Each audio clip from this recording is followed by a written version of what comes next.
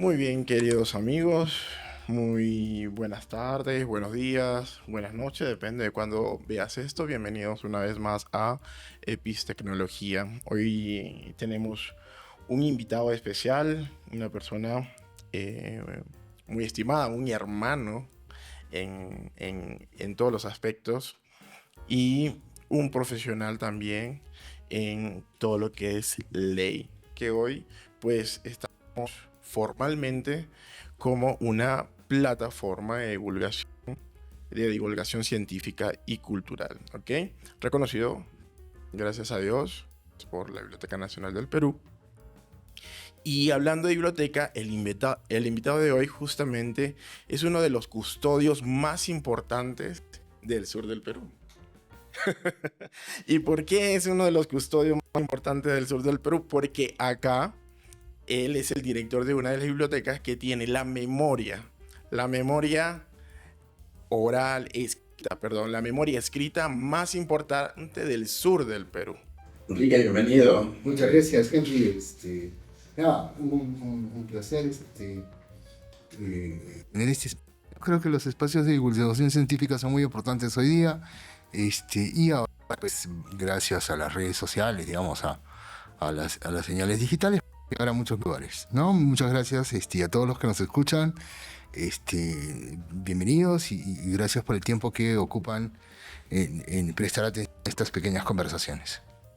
Hoy vamos a conversar un poco de un artículo que escribe Enrique para la revista Perspectiva de Familia, que pues se edita acá en la Universidad Central, perdón, en la Universidad Católica San Pablo. Yo estoy yendo a A tus orígenes. a mis orígenes.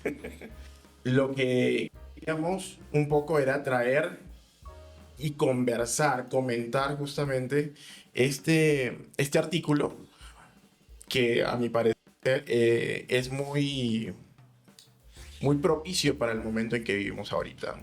Un momento en el que la familia, el matrimonio como tal, está siendo, sí, tengo que decirle, atacado. Sí, está siendo bastante, sí, atacado. Esa es la palabra, creo que es la palabra. ¿Tú qué contabas, Enrique? Yo creo que hay una relativización sobre la idea del matrimonio por varios procesos políticos, emocionales, culturales. Se ha perdido de vista, pues, la importancia que tiene el matrimonio para la vida en común, para la vida en sociedad, para el desarrollo de las personas.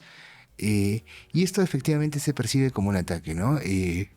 No vamos a entrar en las polémicas sobre posturas ideológicas o algunas asunciones sobre la realidad que no entran al caso. Lo que yo creo que es importante es que no se puede perder de vista la importancia del matrimonio para la vida de las personas, para la vida de la sociedad, para la vida de las naciones. Así es, así que por eso hemos titulado el episodio de hoy Matrimonio, el último pilar. Esta historia o la historia que explica por qué nuestra sociedad no puede quebrarse. ¿Sí? Acá cuando vamos a estructurar esto en cuatro momentos, ¿sí? Y al inicio, ¿qué te puedo decir, Sí, Kike? por supuesto, Henry, siempre me has dicho, Quique. Sí, va bajo una primicia, un aforismo, ubi societas ibi ius. No sé si así se pronuncia, por favor, corrígeme. Donde hay sociedad hay derecho. Donde Y hay aquí, sociedad de derecho. y ahí comentas tú que el derecho es una manifestación necesariamente vinculada al quehacer humano. Algo casi que, bueno, es natural para toda la cultura, para toda la sociedad, y que toda asociación humana es probablemente un acto jurídico. Tienes escrito también varios artículos donde propones la educación jurídica como principio, ¿no? Pero fuera de eh, todos los actos jurídicos que pudieron haber unido a dos culturas, ¿por qué tú te centraste justamente en el matrimonio? ¿Por qué? ¿Qué hace que esta institución y esta unión de parejas sea el lugar donde la cultura europea y la andina, en este caso vamos a hablarlo de forma regional, chocaron y se unieron de una forma concreta. ¿Qué podemos decir sobre el particular? Efectivamente, desde un punto de vista, si quieres empezar desde la fe, un pasaje del Génesis dice, no es bueno que el hombre esté solo, hagámosle una compañía adecuada. Eh, las familias son constitutivas. La primera aproximación de crear una sociedad es una familia y eso es un vínculo natural en el ser humano. Creo que naturalmente los seres humanos buscamos eh, desplegarnos, desarrollarnos, reproducirnos, continuar, perpetuar la especie. Esa es la necesidad eh, propia en cada ser humano. No sé, podemos rastrear la figura en las hordas primitivas, ¿no? Eh, yo creo que las posibilidades de despliegue propias de la naturaleza humana se hacen concretas en un matrimonio. La fidelidad, la lealtad, la solidaridad, el amor, eh, la pasión, la virtud. Creo que son los espacios donde la sociedad se perpetúa, donde las culturas se hacen concretas. Entonces, sí, resulta evidente. Cuando tú mencionas esta frase, que es un aforismo latino clásico que se usa en todas las facultades de Derecho del mundo, da cuenta de una realidad.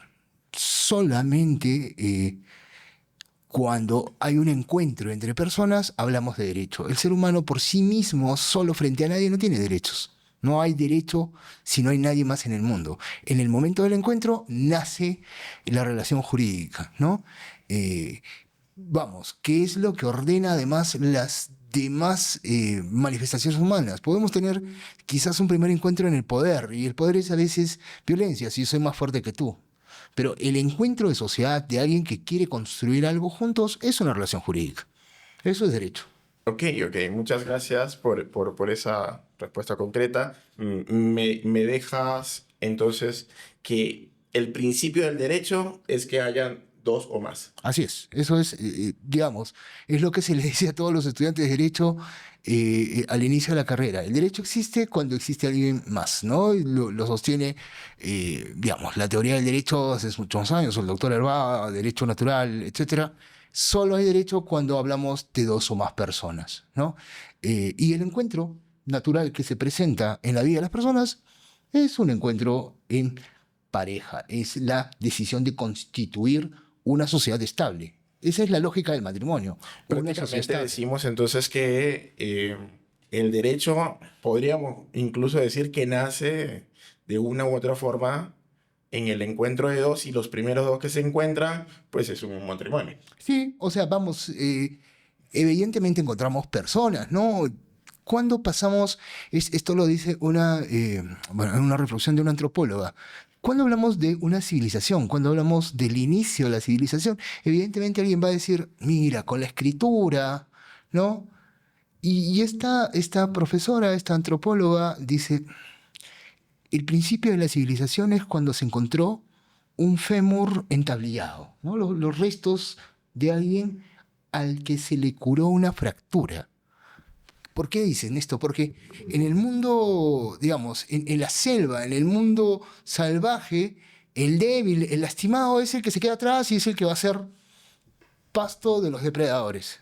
Pero cuando tú te detienes, tomas el tiempo de cuidar a alguien, de curar a alguien, estás hablando de conciencia de semejanza. O sea, estoy hablando de un semejante, alguien al que no puedo dejar atrás. Eso ya no es una manada salvaje. Eso es un grupo, eso es una sociedad, eso es algo que quiere crecer. Creemos nosotros, pues, vamos, estos procesos a veces están misteriosos, de amar a los hijos, de amar a la pareja, ¿no? Que se hacen concretos, insisto una vez más, en la forma que se estime pertinente en un matrimonio, en una comunidad de personas estables. Entonces, mi postura o la tesis que sostengo en este modesto artículo es que efectivamente las culturas se despliegan, se desarrollan en los encuentros en las familias. ¿Sí? Vamos, en historia hay unos procesos muy, digamos, unas posturas muy eh, innovadoras que hablan de la microhistoria, o sea, no del relato oficial que viene desde el Estado, sino el relato del soldado que vivió la batalla, las personas concretas, los microrelatos, esa microhistoria. Haciendo una analogía podemos hablar. Las grandes sociedades son en realidad la suma de microsociedades, de micro relaciones. Vamos, las unidades básicas, las células centrales, lo dice nuestra Constitución, es la familia. En el artículo, Ujú. ¿sí? Matrimonio mestizo, Ajá. encontramos que comentas que el matrimonio occidental, de una u otra forma, se construyó con aportes importantes, ¿sí? Y el consentimiento libre de Roma. Ahí la cohabitación de los germanos y luego la sacralidad del cristianismo está plasmada en textos como los siete partidos de Alfonso Cierto X, partido, ¿sí? llamado el Sabio, ¿no? Donde se declara el carácter divino y sacramental de la institución. Esto suena bastante formal, ya hecho, ya constituido. Pero al mismo tiempo también señalas que en el mundo andino casarse era la única forma de ser considerado adulto o un miembro activo del ayub. Del Ailu, sí. ¿Sí? ¿Cómo fue la primera reacción de estos juristas españoles al ver estas uniones andinas que no tenían una dimensión propiamente sacramental? ¿Qué fue lo más complicado de encajar de estas dos visiones del matrimonio? Las reflexiones sobre este artículo estas breves, no sé si ideas, se marcan pues en esta cultura mestiza occidental, cristiana, de la que formamos parte. Efectivamente, podemos rastrear el matrimonio, y esto es muy importante, en todas las culturas que dieron lugar, valga la redundancia, a la cultura occidental. En Grecia, en Roma, en los aportes germanos, en los aportes del cristianismo o en su, digamos, en su versión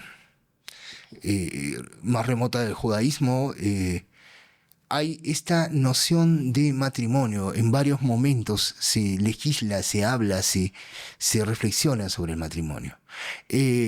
Uno de los cúlmenes, quizás la gesta más importante en la historia de la humanidad, es esta gesta hispana, ¿no? De difusión de la cultura occidental que llega a estos nuevos territorios, digamos, a los territorios de América. Y es verdad también que el mundo andino, en su propio desarrollo, también tenía una reflexión sobre el matrimonio. No es extraño. Los mitos fundacionales del imperio de los incas no hablan de un fundador, digamos, caído del cielo o de... no lo sé. Habla de una pareja. Es Manco Cápac, es Mama Oglio. Y cuando hablamos del mito fundacional de los hermanos Ayar, hablamos también de sus hermanos y sus respectivas parejas, ¿no?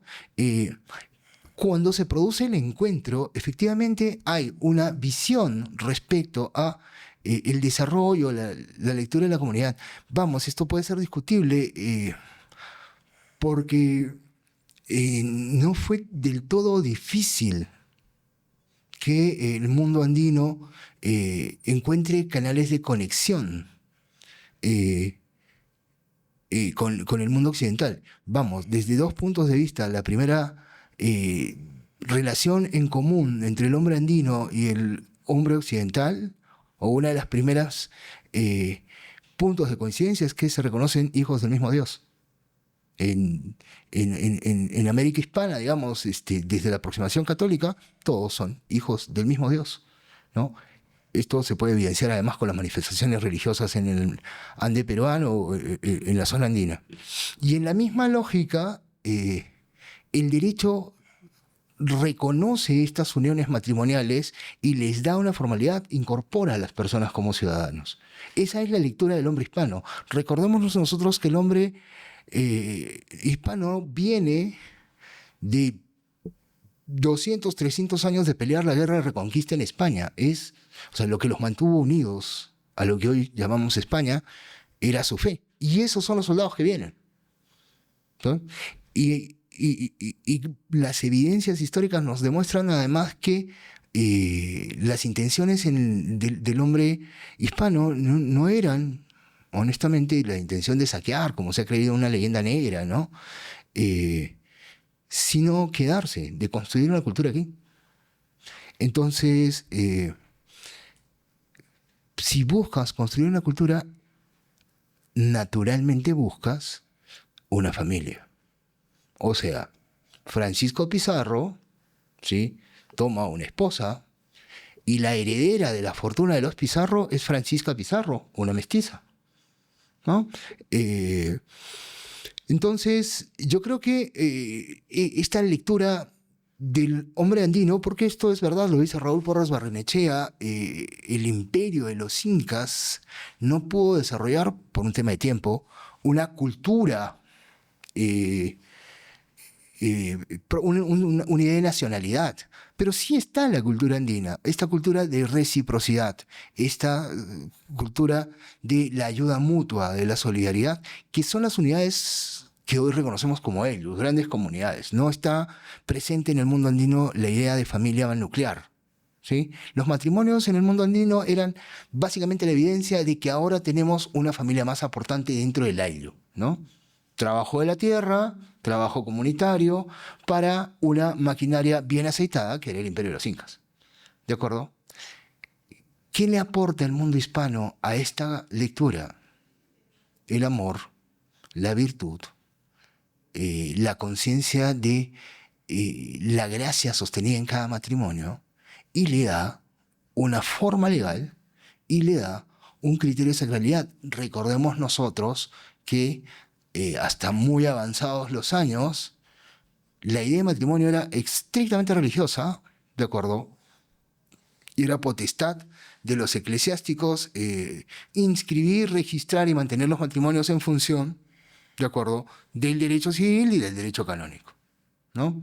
Entonces, yo creo que cuando el hombre andino se encuentra con el hombre hispano, ¿sí?, las primeras manifestaciones de una cultura nueva que con los años se va a llamar la cultura hispanoamericana, en todas las latitudes, y en el particular, el Perú nace el día que el hombre andino se encuentra con el hombre hispano. Y cuando se mantiene y se permanece en las familias mestizas, en los matrimonios mestizos.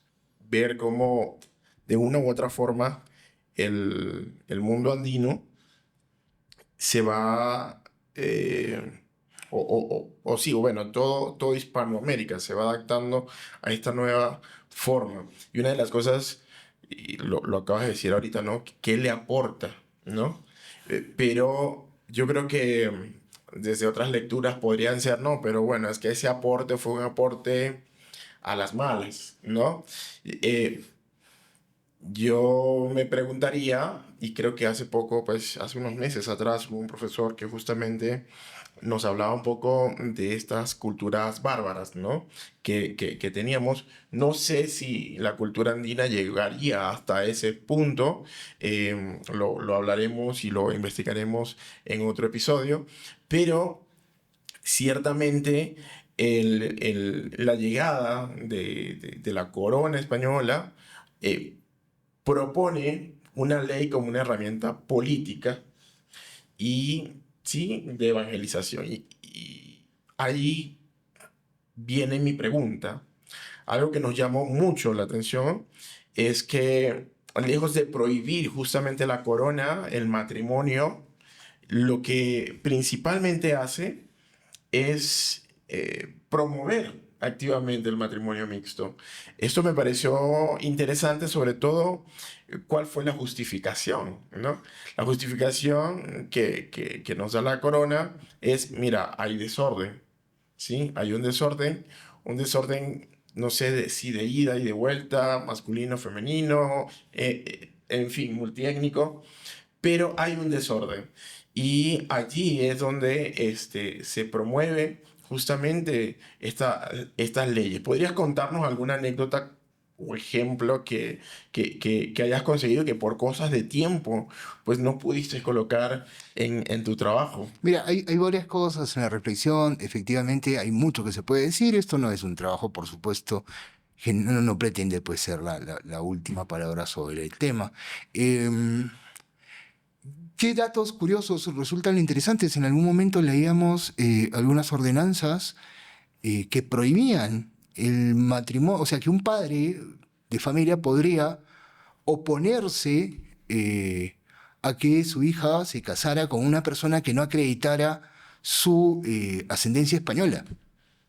¿Sí? Y claro, tú dices, esto resulta contradictorio con otras normas en las que sí se alentaba este tipo de matrimonios mixtos.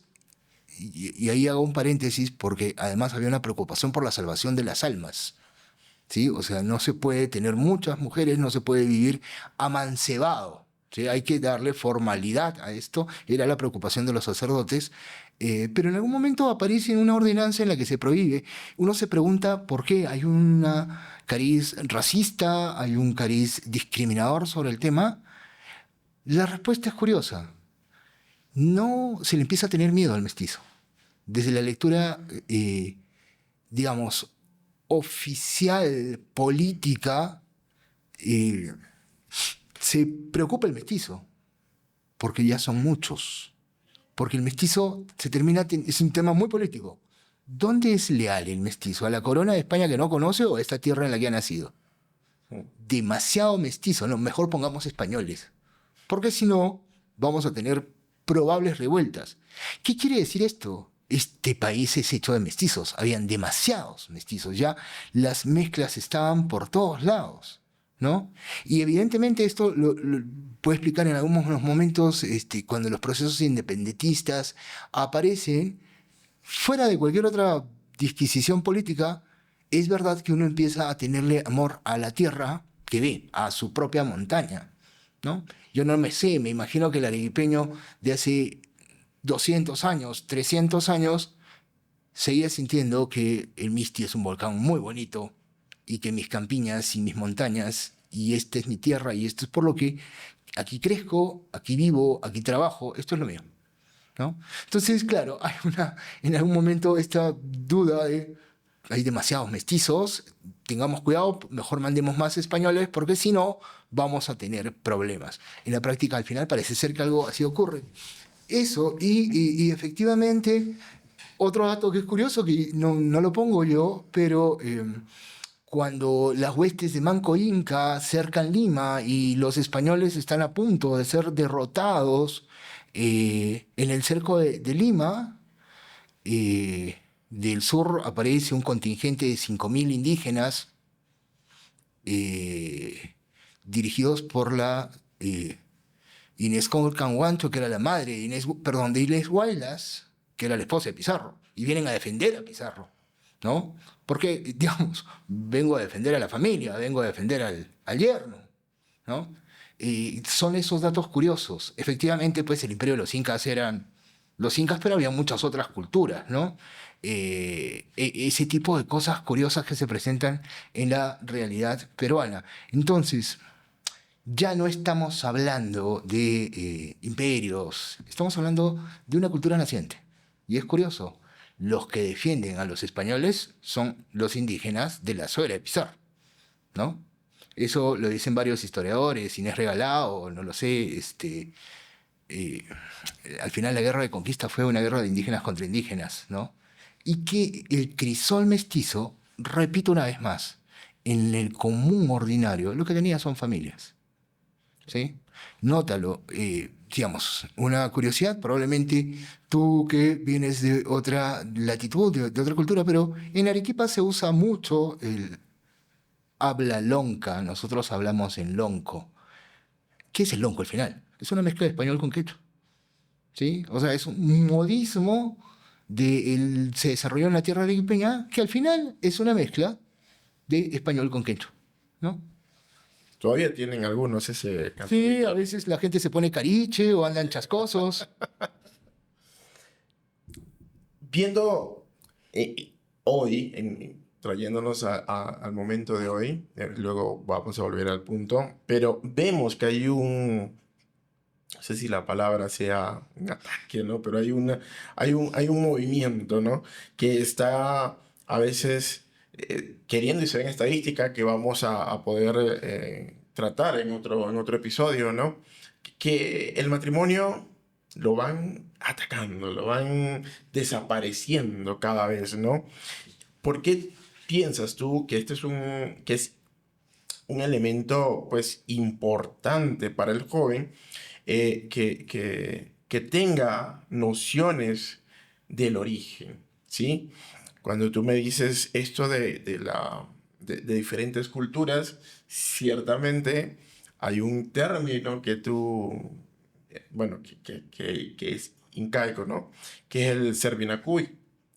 Cuando yo lo leía, decía, y bueno, de hecho lo comentaba en mesa con mis suegros y tal, no encontraba la palabra porque no me acostumbro, pero cuando la encontré, le decía, a ver, es interesante cómo yo de alguna forma, no siendo tampoco de la cultura, pero sí hispano, ¿no? Eh, Me serví de esta manera, ¿no? De un ser vinacuy, ¿no? De usar. ¿Por qué? Porque yo antes de que me casara, aunque propusimos, vamos a casarnos, yo le dije, mira, pero antes vamos a darnos ese viajecito hasta Venezuela, soy de Venezuela, mi esposa de Cusco y de acá del Perú, y nos fuimos hasta allá. Y bueno, yo del llano venezolano, que bueno, también es parte, digamos, de los, de los más nativos y los más también influenciados por España, ¿no? Eh, entonces, me daba cuenta que igual mantenemos un poco esta forma de, a ver, conóceme, no solamente acá físicamente, ¿no? Sino también conoce mi familia, conoce mis raíces, conoce de dónde vengo, porque es que juntos vamos a hacer algo nuevo con este mestizaje, ¿sí? Que ahora nos estamos volviendo a mestizar, ¿no? Es interesante lo que comentas. Bueno, para ser precisos, el Servinecuy es una figura que de alguna u otra forma se mantiene todavía en las comunidades andinas peruanas, que es esta suerte de matrimonio de prueba, ¿no? En la que una pareja, digamos, vivía junta, la mujer, a veces adolescente, se mudaba a la casa del posible marido para ver si eso funcionaba, ¿no? Y si no funcionaba, bueno, te regresabas a tu casa. Y si habían hijos en el discurso, en el tiempo, bueno, los asumía la familia de la esposa o de la posible novia en esta lógica del ayllu, que es vida comunitaria, ¿no? El ayllu no es sinónimo de familia en el Perú, el ayllu es una comunidad, ¿de acuerdo? Funcionaba para el Imperio de los Incas o funcionaba en el mundo andino con esta lógica de reciprocidad, porque el mundo andino tiene esta lectura de yo te doy, tú me das. Yo trabajo para ti, tú trabajas para mí, trabajamos juntos, ¿no? Es una dinámica muy interesante. Eso, digamos, para responder a esta primera figura del Servinacuy. Pero qué bien que lo comentas. Un venezolano de los llanos de Venezuela, un llanero, con una mestiza cusqueña. Y tenemos nueva cultura. Y esa es la dinámica de la sociedad. Siempre ha funcionado así, ¿no?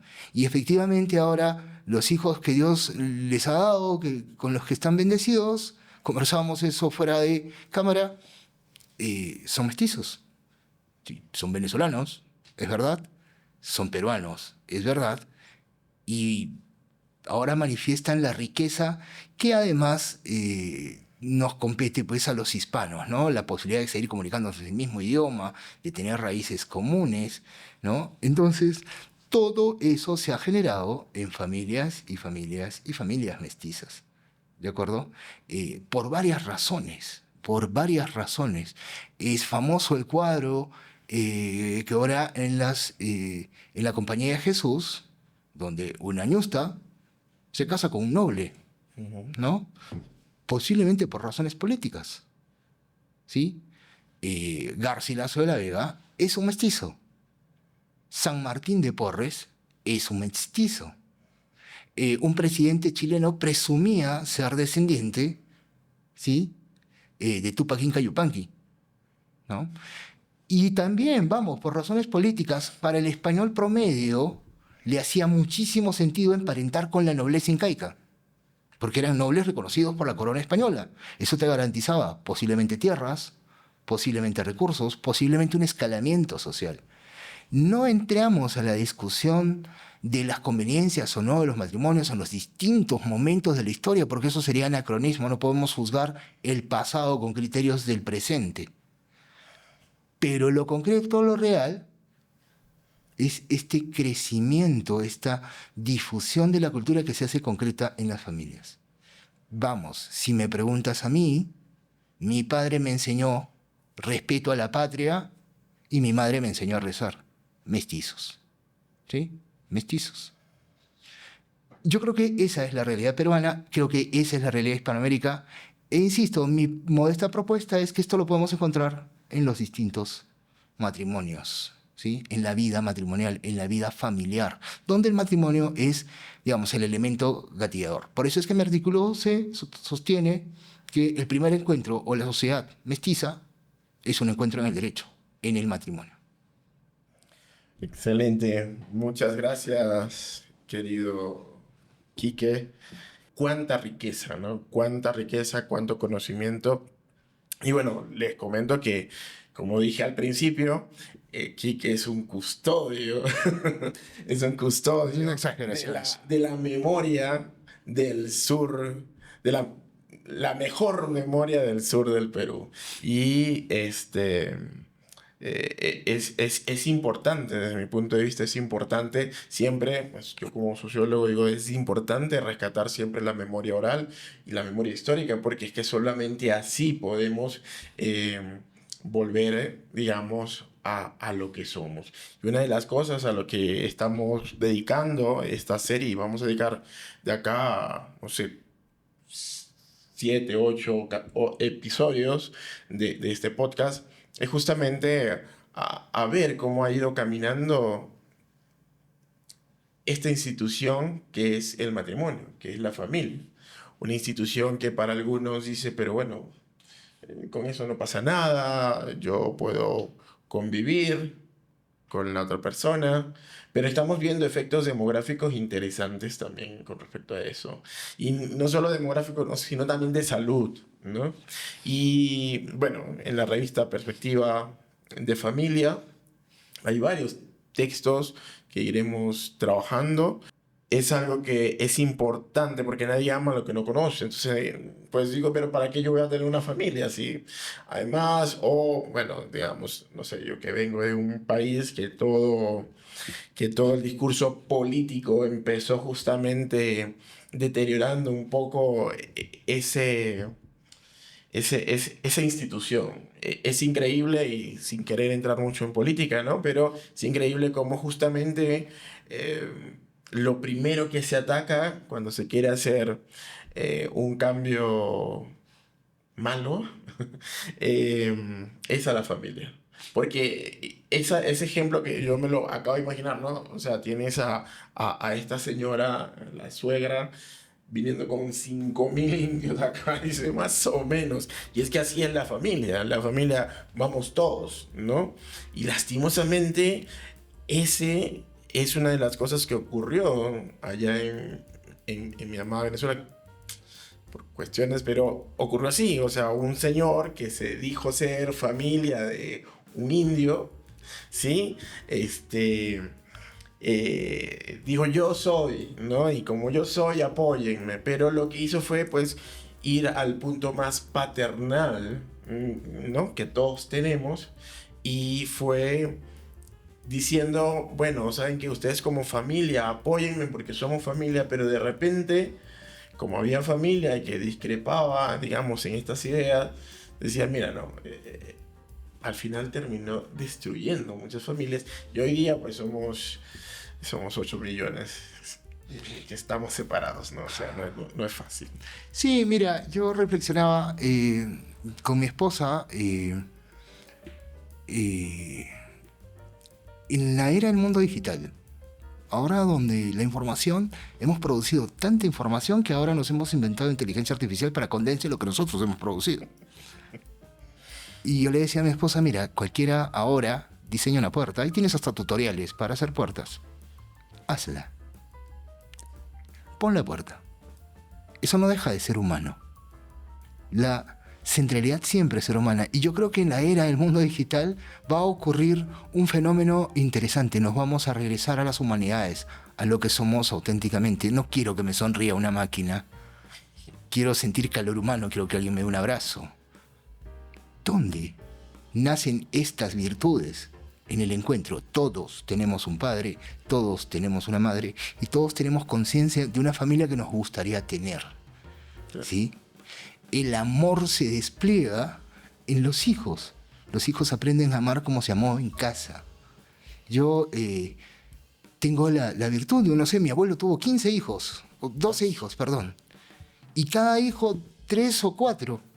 Y entonces cuando nosotros teníamos una reunión familiar éramos como 100 personas. Y hasta el día de hoy nos encontramos como familia, nos reconocemos como cercanos y estamos repartidos por todos lugares del mundo. Nosotros estamos, ¿qué te digo? En Australia, en Nueva Zelanda, en Francia, en Italia, en Alemania, en Estados Unidos, en España, en Colombia. Algunos saben Dios y dónde estarán. Pero hay algo, y con esto me gustaría terminar. Nosotros no vamos a recordar el último PlayStation que nos compraron. No vamos a recordar el iPhone de última generación. Recordamos el día caminando de la mano con el padre. Las vacaciones se recuerdan si estás en familia, solo son aburridas. ¿Sí? Entonces, yo creo que para que una sociedad se conecte hay que defender con intensidad lo que somos más propios, nuestra familia, nuestros matrimonios. Perfecto, muy bien, muchas gracias, Enrique.